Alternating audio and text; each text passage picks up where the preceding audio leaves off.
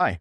For those who may not know me, my name is David Blythe. I'm the owner of Copper Custom Armament in Valparaiso, Indiana. I am the fourth generation in the gun retail business serving here in Northwest Indiana. As many of you who are involved in this community may know, my family owned Blythe Sport Shop until 2016. You might have also heard rumors or ideas that I am going to open the Blythe Sport Shop facility back up here in Valparaiso. And before we get into all that, I would like to do just a little bit of touching on the history of my family, history of Blythe Sport Shop, and that'll lead into a little bit of what may come in here in the future. So very quickly, my great grandfather and great grandmother started what was known then as Griffith Sport Shop in 1952 in Griffith, Indiana. Now, from the early 50s into the early 60s, they really turned the shop into a hub of the community. They were involved in school athletics, hunting, conservation, firearms ownership, all the things you'd expect from a family sporting goods store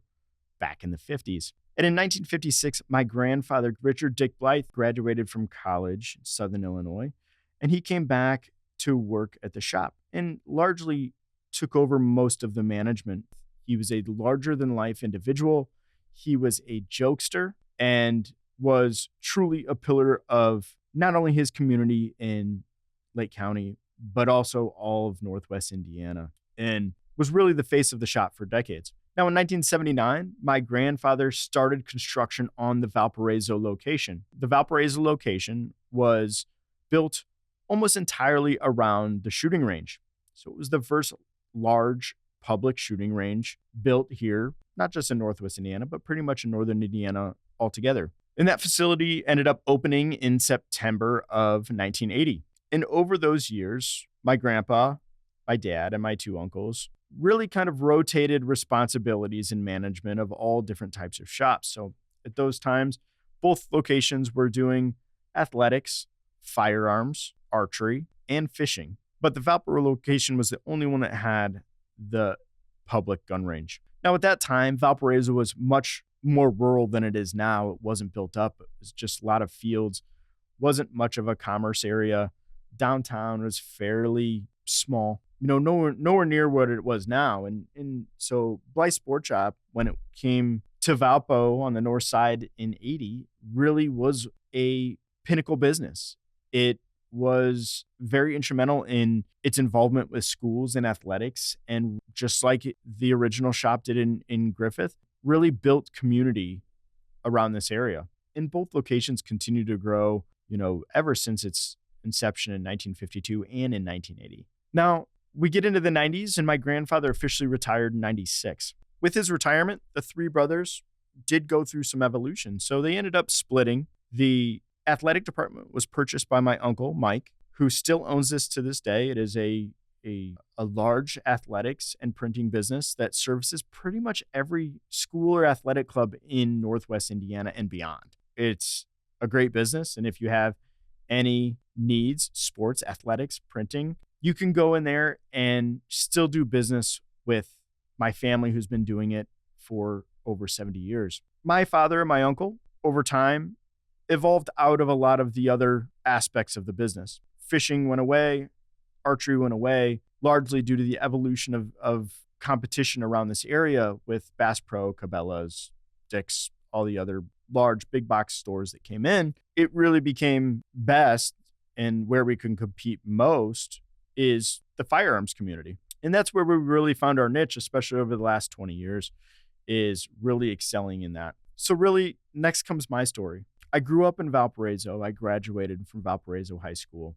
I worked at Blythe Sport Shop for my Uncle Mike in the athletic department all through my early years, as young as I could possibly work legally. But in college, I started to develop the interest in firearms. My high school athletic career was over, and firearms was something that I was always interested in, but always too busy really to pursue. So that's the time I started working for my father and really started learning the gun business, learning the gun community here in Northwest Indiana, building a customer base of my own through Blythe, and really learning my way. When I graduated college in '06, I did work full-time for a couple of years at Blythe, worked into a comfort zone where I could manage the business, at least the day-to-day. And over those next few years, I really push to learn every aspect of the business, from day-to-day management, administration, purchasing, general firearms knowledge, building my business confidence,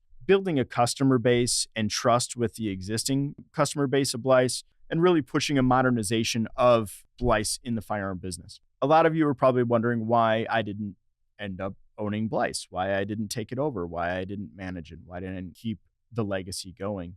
And unfortunately, that was a decision that was not mine to make. With family businesses, oftentimes there's partners. A lot of times those partners don't agree in what the succession should be for the business. I was informed in about 2012 that I wasn't going to be able to buy ownership stake. I realized that, well, if I wanted to move forward, I needed to build something of my own. My father and my uncle were gracious enough to let me start my own gun company inside their gun company. And they gave me cheap, small room to rent inside Blyce, Valparaiso. I approached my current business partner, Tim, who is very popular in the gun media space, to create our own thing. And that's what we did. So if you guys remember those days, Copper Custom existed as a small room inside Blyce, Valparaiso, that we did largely class 3 NFA, custom high-end stuff. And I knew that that business had to build quickly so that when my dad and uncle found a buyer for Blyce Sport Shop,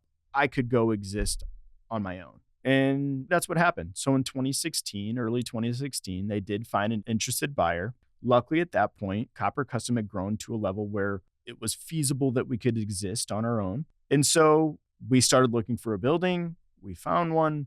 We started building it out.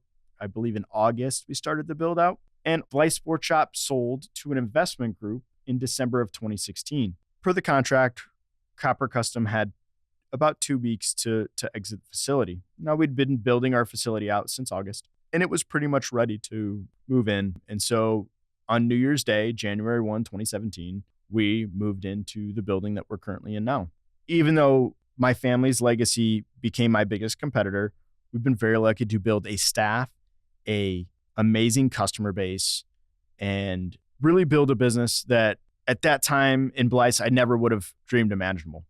I don't look back with animosity or anger or anything that happened. I'm just very thankful to have what we have here in a successful business and a wonderful staff that is very much a family, and, really achieve what I would have wanted to achieve there, but on my own, with a new name and maybe gone through a little bit more trials and tribulations in building it than I would have if it would have just been, a succession of Blyce. But a lot of people probably notice that Blyce wasn't the same. And that's to be expected when a 70-year-old family business gets sold to a different ownership. This investment group that bought it was not experienced in the firearm space. They weren't familiar with the community. They arguably didn't put the right people in place to really breed success there. And over the years, just, kind of the writing was on the wall. They ended up going out of business, April of 2024. This really brings us to modern time, right? So after Blyce went out of business, everybody in the community kind of was wondering, hey, is it gone forever? Is the shooting range never going to come back? Is David going to buy it? Is David going to start Blyce Sport Shop back up? Or somebody else going to buy it? Nobody really knew. And to be honest, I didn't really know either. I know I had interest in purchasing it. I wanted it, but there's a lot of hurdles to jump and mountains to climb to get there. Now, luckily, my family still owned the real estate. We still own the land. We still own the building. But as we saw with buying ownership stake, you have to make a lot of people happy, and a lot of people have to agree for movement forward sometimes. And it did take us a long time. It was a lot of negotiation and care and talking as a family, because negotiations with family are ultimately way more tough than strangers, because you're trying to make everybody happy. You're not trying to alienate anybody or make anybody mad or upset, and really feel like everybody can move forward afterward as family. So it took a little bit longer than most negotiations, but we got it done. So I did buy the ownership stake out of the building, and I am taking over the range facility. Now, you may be wondering what that looks like. well, heck, is Blythe Sport Shop coming back? Really, no. There's no reason for Blythe Sport Shop to come back. Blythe Sport Shop as a retail business was pretty much put to rest over the last 10 years. In those 10 years, Copper Custom has built to a point at which we have really the ability to service from the retail side most of Northwest Indiana. We have room for expansion.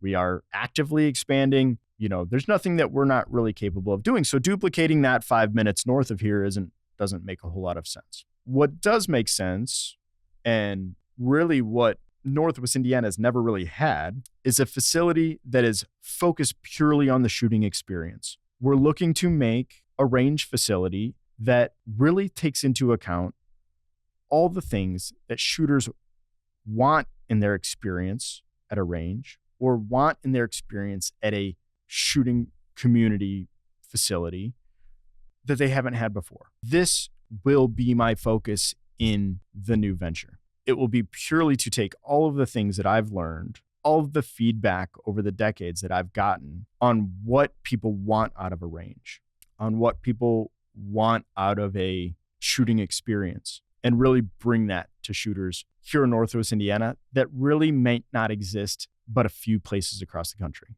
We have been under active construction on that facility since October, and we are hoping to have it open by the end of spring. It is an extensive renovation. We are gutting nearly the entire building. The entire range is going to be brand new.